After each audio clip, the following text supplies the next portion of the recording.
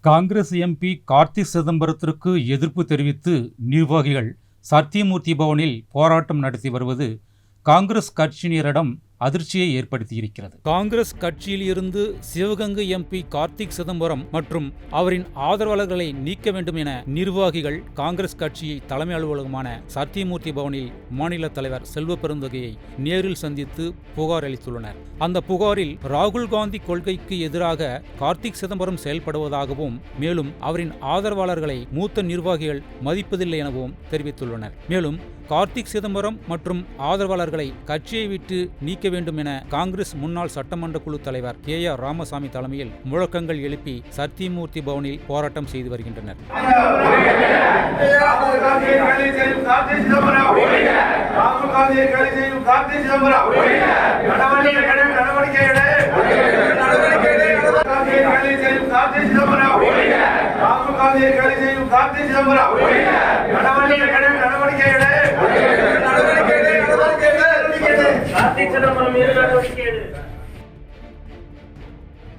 செய்திகளை உள்ளது உள்ளபடி தெரிந்து கொள்ள ரெஃப்ளெக்ட் நியூஸை சப்ஸ்கிரைப் பண்ணுங்க.